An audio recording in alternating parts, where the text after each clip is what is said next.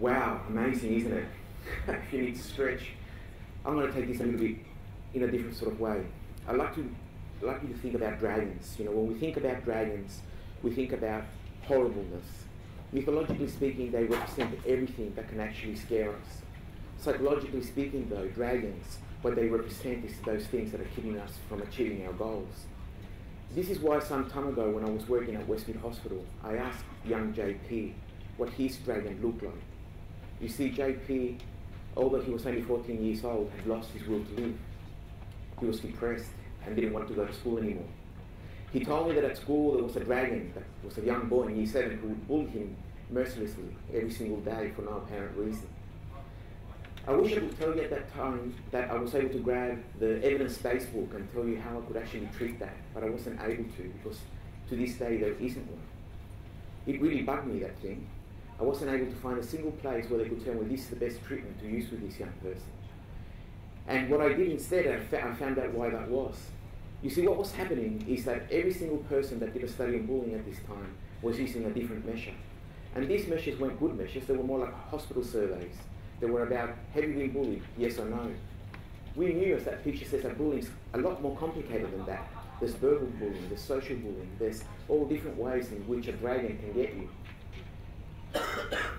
So I thought, hey, I finally found where I can use my superpowers. Yeah, I like to call them that. Unfortunately, I can't fly. I can do statistics. I know it's sad. And not only that, I'm a psychometrician, the ancient art of evaluating human behaviour. So I decided to put my powers together and I set myself 2 goals. I said, first of all, I'm going to design a good measure of bullying. And second of all, this measure is going to be able to be used anywhere in the world. The problem was that I needed some help. In fact, I needed about 5,000 people to help me. And this is how this program began. I thought it would be really difficult, but fortunately, many people began to help me, and in particular the Catholic Education Office in Parada. They opened their doors to several of their schools, and the parents in those schools allowed their children to answer endless surveys about bullying and questions on what it was about. And from that work, with over 5,000 students, the Adolescent Peer Relations Instrument was born. This was for the first time in the world a measure which actually looked at the different types of bullying. Now you may be thinking, why is this important? Well, you see, what happens is that because there are different types of bullying, you could develop an intervention which actually is good for physical bullying, but it does nothing for social or verbal bullying. You could develop a measure the other way around that's good for social bullying, but does nothing for physical bullying. Each of these things may need different interventions. A common measure is the keystone of science. This is why when you measure things, you use a meter, and you can use a meter anywhere in the world. But that job was done. I needed to go to my second goal, remember. I needed to actually find out whether this could be used around the world. What I did then is I published this. I went to conferences and I said to people, here is my work. And if you want to use it to hunt dragons in your country, it's for free, and go for it. I thought it would take a long time, but very soon, the Centers for Disease Control in New York contacted me and they said, we like your psychometrics. For a nerd like me, that was a big compliment. We want to promote your measure. And I said, sure. And in their compendium, it was one of the only Australian measures that was recommended to measure bullying in epidemiological studies. I thought, wow, that's great. But the emails kept on coming from master's students, PhD students, all over the world. Each of those places that you see there is a centre that actually began adopting the measure and translating it into their own particular language. There are now more than 90 centres using the APRI around the world, and it's been translated in such a state that it's available to linguistically available to 80% of the population. We've now published several studies, many of which, for example, with the University of Torino, which we found out that in fact all forms of bullying affect your well-being, not just physical, which was the standard thing that used to be thought before. Interestingly, we found out that both boys and girls bully socially, not just girls. And boys do it more than actual girls. There's a new one for you. Yes. We also found out that not every strategy that you use in the clinic can be used in the school, that we actually need different strategies in each different place. All of this by actually measuring bullying properly. What I'm hoping will happen in the future is that all of these studies will come together. At the moment, the largest database with a single measure is being formed around the world using this instrument.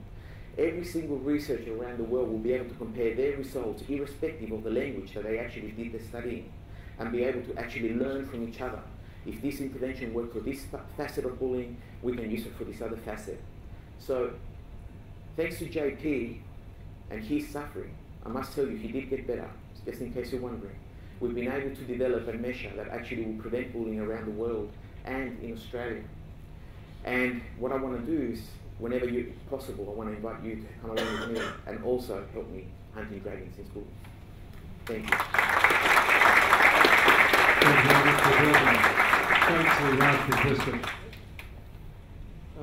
Thank you, Roberto, for the very insightful presentation. Bringing, I guess, objectivity to something that is so complex, psychologically and emotionally, it is obviously very challenging. I'm just wondering how this can be used as a preventative.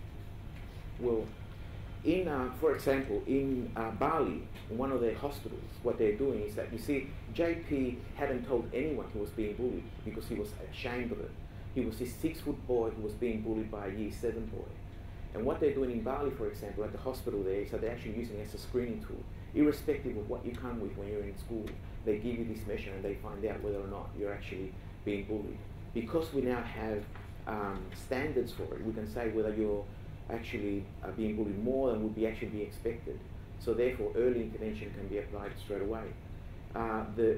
Massachusetts, with all the S's and all the T's, they've actually, the entire Department of Education, primary and secondary in Massachusetts, has used the instrument to survey the entire state of Massachusetts to actually see whether the intervention programs are working and what needs to be done. And because they've done that, they can compare the results with interventions. For example, at the moment, there's a study happening in Norway and seeing whether similar kinds of interventions can actually affect the early intervention process. So you use the tools to pre- That's right.